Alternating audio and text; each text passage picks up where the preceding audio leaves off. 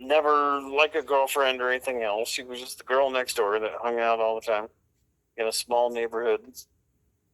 And I walked in the front door and he punched me in the back of the head and tackled me on the ground and hit me in the face like 12 times. And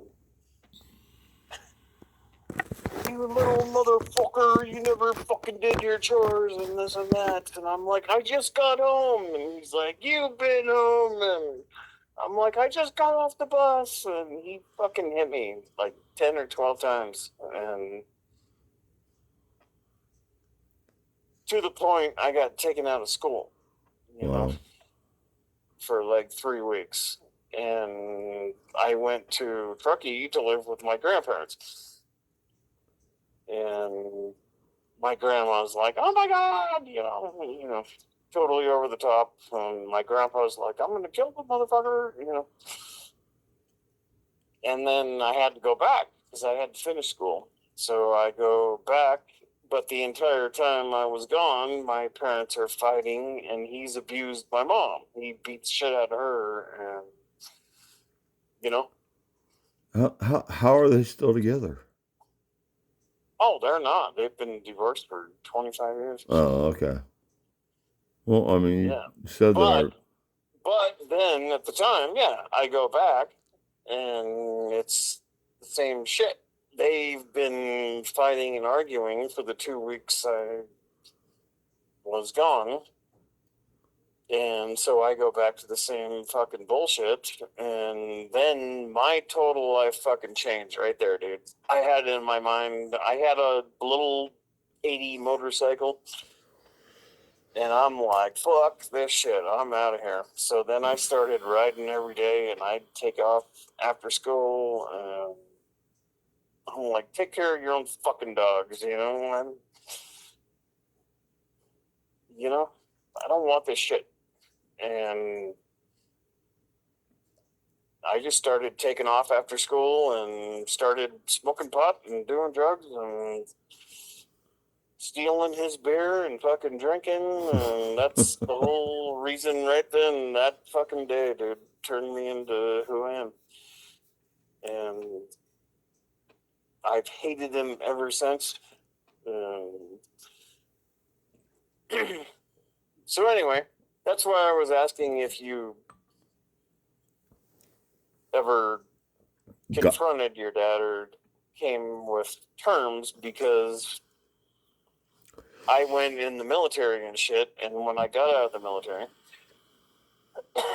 I was like 80 pounds fucking bigger and more confident. Yeah. And I borrowed a fucking weed eater from my parents and used the weed eater and cut down all the shit in my yard and everything. Got a house here in Price, and I told, they were all the 2-stroke weed eaters back then, It was a piece of fuck. And I'm like, Jesus Christ, I can't get this thing to run. And he's like, it ran fine when I gave it to you. And he went to throw a punch at me, and I blocked his punch. And I fucking punched him in the head, and he jumped in my mom's truck. And before he even jumped in my mom's truck, I punched him in the side of the head. First time my entire life. Yeah. Because I never stuck up for myself. I was scared to death of this guy. Yeah. And I fucking punched him, and he's like, I'm gonna fuck your day up, and you fucked up my weed eater, and all this shit. And I was 80 pounds bigger than him. I'm like, you get your fucking ass out of here. I'm gonna fucking kill you, you motherfucker. I was so... Every single thing in my bones from what he did to me and my mom just came out in one day. Yeah. Like, I will fucking kill you. I was a fucking demon at the moment. And he was scared to death of me. And he jumped in the truck and rolled down the window like 2 inches. And he was telling my mom, Susan, let's go. Let's get out of here. And ever since that fucking day, dude, he has never fucked with me again. Yeah. No, I mean, that was... I mean, that's one thing that I wish I would have done is go into the service. I would have a little bit more discipline, a little bit more knowledge of, that. But I never went into the service like you did after all that crap that happened to me. The boat ramps and my dad and my mom and my stepmom and oh my gosh, that was some crazy ass shit. Him grabbing me by the neck, by the throat, and throwing me on a car. But I'll tell you one thing. I'll tell you one thing. When I was living at my mom's house in Truckee, and my mom went through hell. I don't know. She never did drink or do drugs or nothing. My mom was sweet as can be, and she left my dad for a guy named Dick Noseworthy. I swear to God. Me that before. His name was Dick Noseworthy, and he had an Irish setter that was stupider than fuck, and got quills in his nose and all that. But anyways, I ended up moving back and forth from my dad to my mom. And, your mom was a pretty woman too, huh? Huh? I said your mom was a pretty woman. She was an awesome woman. She was pretty, and yeah, she could have had anybody she wanted. No, but she got Dick Noseworthy, and they got in a wreck. Because she worked. They both worked in Reno, Nevada, and They were driving in the snow. I'm not sure if it. I think they were in the Porsche. She had a Porsche 924. Nice. Yeah. And or 942. I can't remember the Porsches, but anyways, they're at Floreston, and I didn't even know this. I didn't even know this at the time. This is the fucking asshole dad that I had. I was living with my dad at the time, and my mom and Dick got in a wreck, there by Floreston, and he died, and she ended up in the hospital, just totally messed up, broken hips, and and all that. And I was at my dad's house. My dad didn't tell me until 3 weeks after. No shit. Yeah, that was the asshole of my dad. And she was in the hospital. I mean, she could have fucking died and all this stuff. And I mean, my dad told me 3 weeks after she was in the hospital, and she got released. And but I can't remember if I moved back to my mom's house.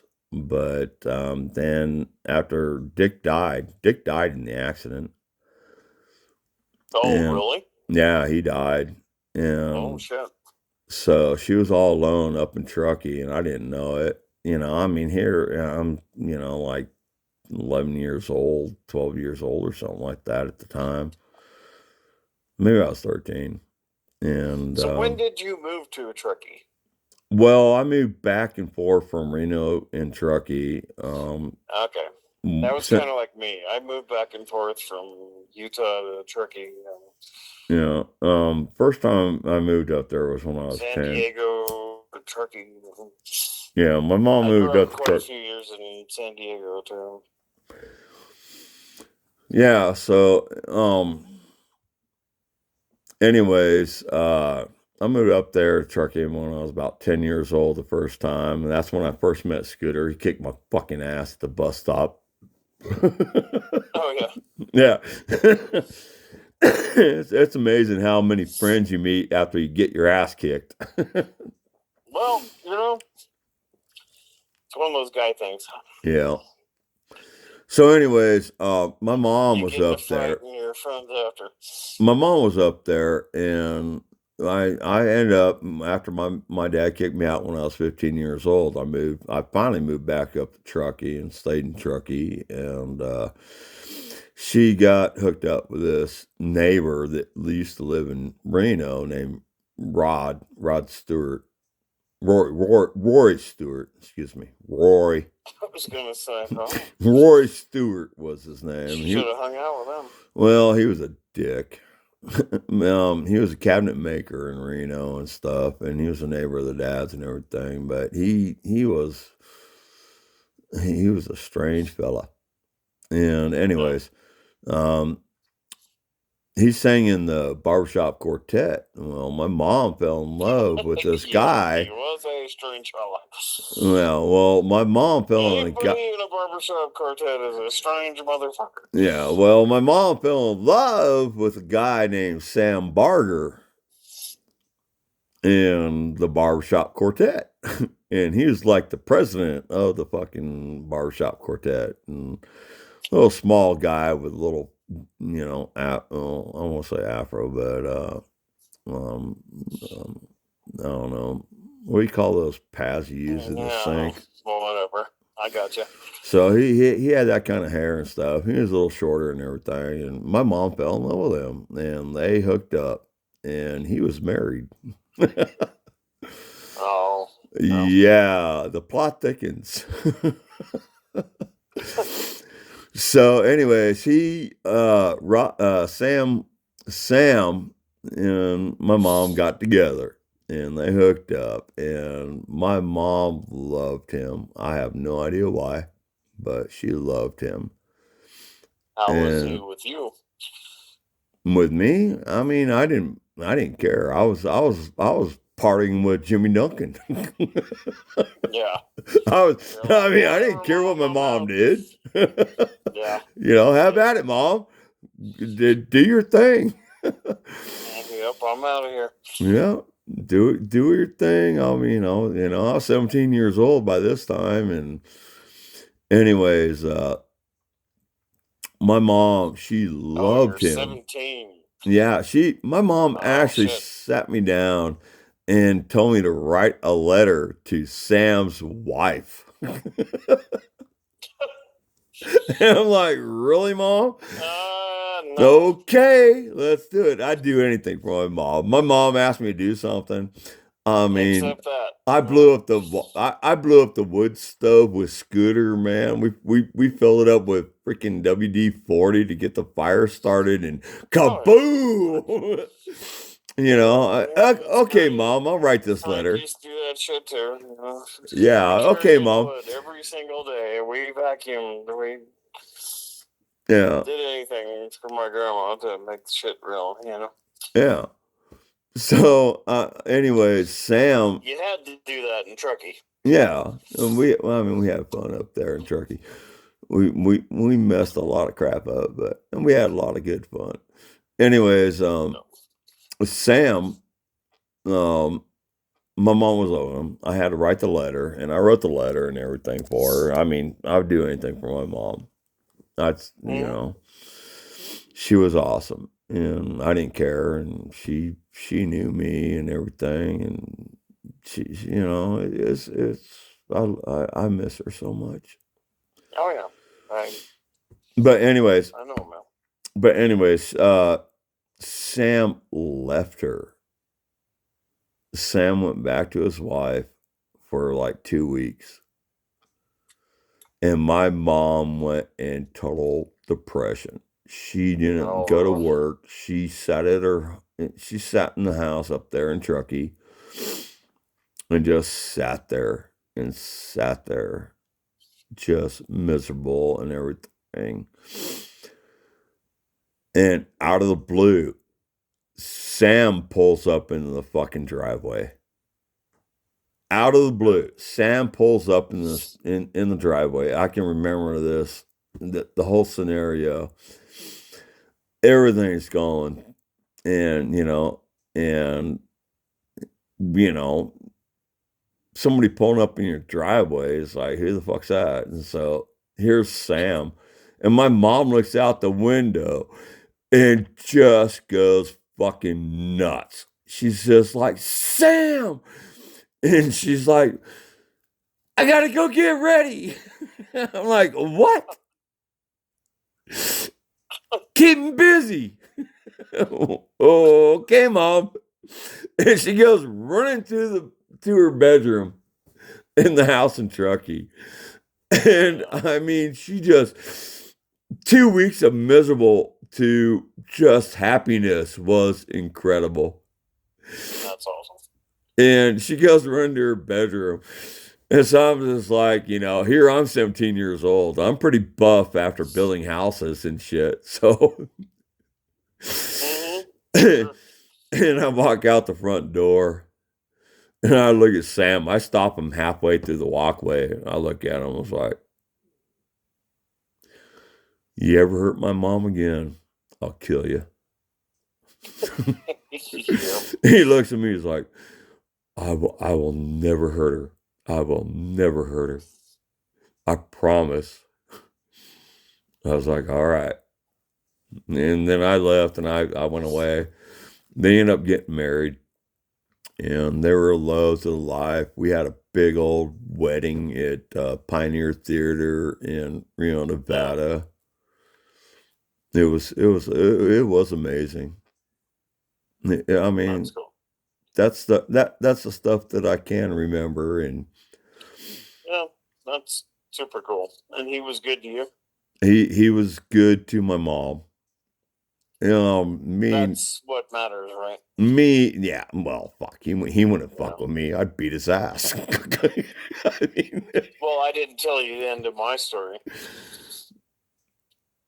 When I borrowed the weed eater and all that, yeah.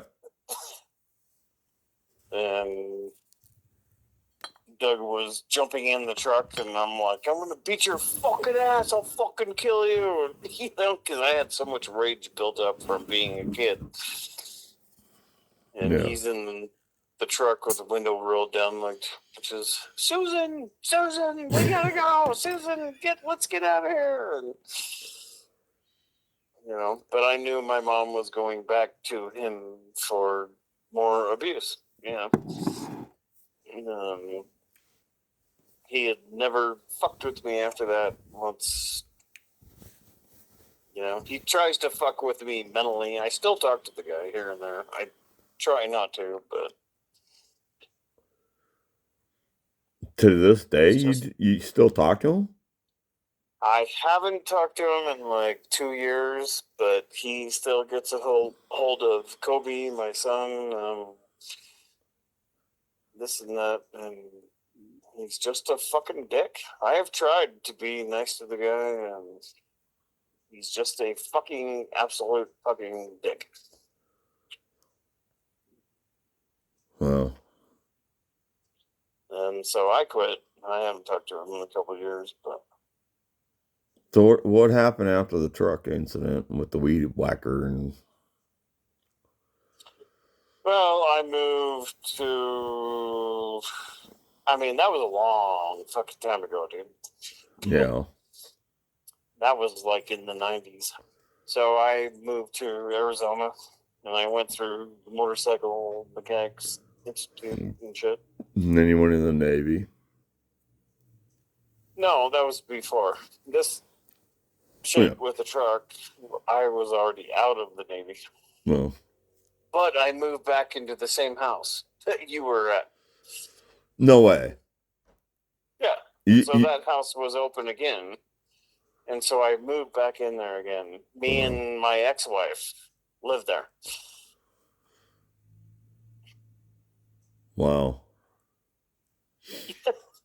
Did Yeah. did Darlene still did Darlene still live next door? What's that? What Darla? Was Darla still living I next have door? no idea. I don't think so. I don't even know. But possibly. I have no clue. Hmm. So Oh, me and Nona moved back in that exact same house, oh. which my rent raised to like $350 a month. Which I look at that nowadays, I'm like, holy fuck! I wish I Yeah. could live You on can't. You can't. $350 a month again. No shit. It's like fucking $2,000 to $3,000 a month for some place to fucking rent.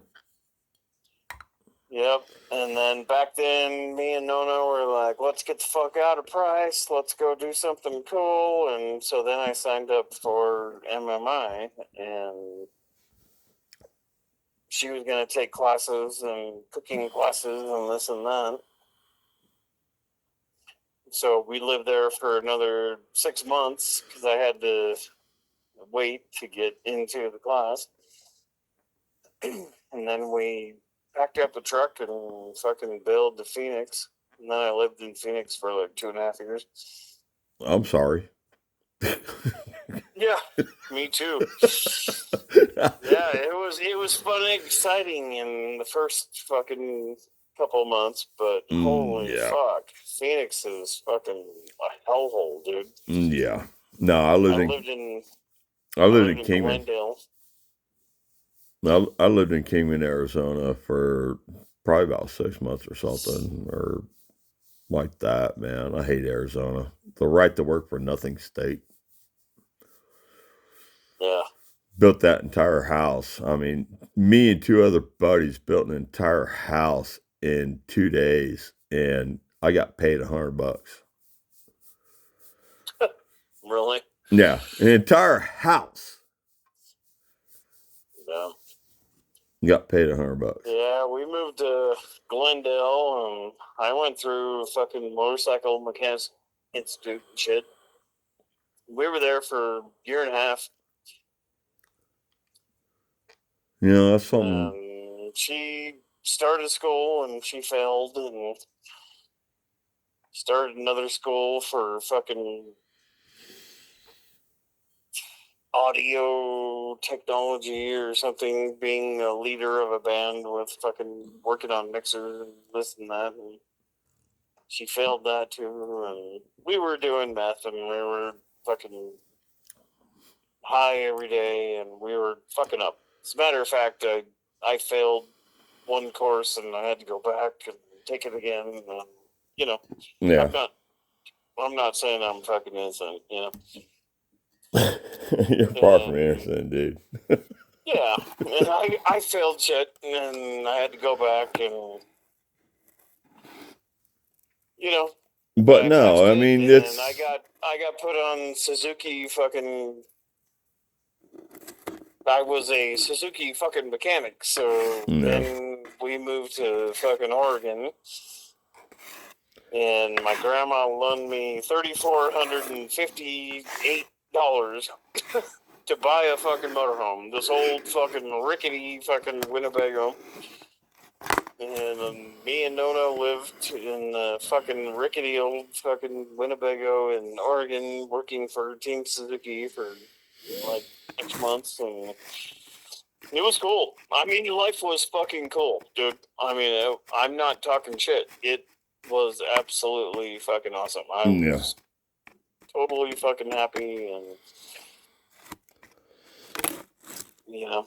Yeah. We were still smoking pot. We didn't do any fucking white drugs or anything. We were just smoking pot and hanging out, going fishing, catching salmon out of the ℤ𝔼𝔻'𝕤 River in Oregon and this and that. So just Nona was a cool chick. Nice. You know? And then the training course for Suzuki came to an end, so we moved back to Utah, and then it all came to a fucking head, and we hated each other. And, well, no, I take that back. We actually moved to southern Utah, and me and her both worked for Brownhead Ski Resort. We were both lift operators. And then I got hired as the head lift operator right from the beginning, because I already worked for Squaw Valley and Donner Ski Ranch. So I got hired as the head lift operator, and she got hired like a lower level, you know. And then I get this call on the radio that she's on the ground and being rushed to the hospital and all this shit. And so I snowboarded down and get down there, and she's already gone. And so I had to go down the canyon and all that kind of shit to the hospital. And she had a miscarriage. Oh. I didn't know that. And then I took time off work to sit with her in southern Utah, to be with her, and her attitude, her mood changed and everything else, and she became a total freaking bitch. And Well, so then the ski season ended, and we moved back to Price, and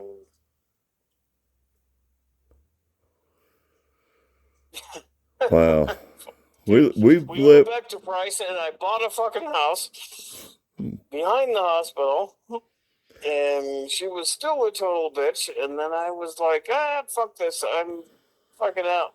And so I rented 2 storage sheds. I put all of her shit in one. I put all my shit in the other, and that was the end. And what's crazy is I still talk to. She has like 7 sisters. No. And I still talk to every one of them, and they all love me. What? And me and What? Hey, back up. What? yeah. She's got 7 sisters and what?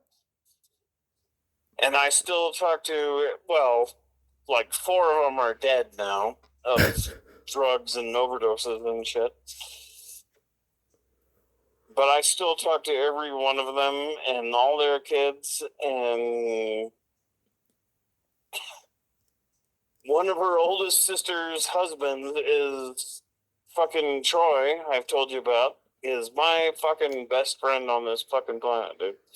Oh, really? Well, that makes me feel real good. My old That makes me feel real fucking good now. Yeah, well, you already know that. Best friend of the planet, or My buddy Troy has been around since fucking 1990 something, or early 2000s, and he is my ex fucking brother-in-law, dude. well, And what did he do fair? what's that? Nothing. I didn't say anything. Did he do Farrah? No, but he's met Farrah actually because he was at Tyler's wedding. Well, Yeah, and Farrah was there, and as a matter of fact, dude, Tyler's wedding 11 years ago or something like that, Farrah stayed at my fucking house. wow. And my wife was cool with it and let her stay in our guest room and shit. And here your wife hates And me? my wife is How in the hell does she let Farrah come into her house? But hell with Michael. Let me call you back. My wife's calling me. All right, bye. All right, bye.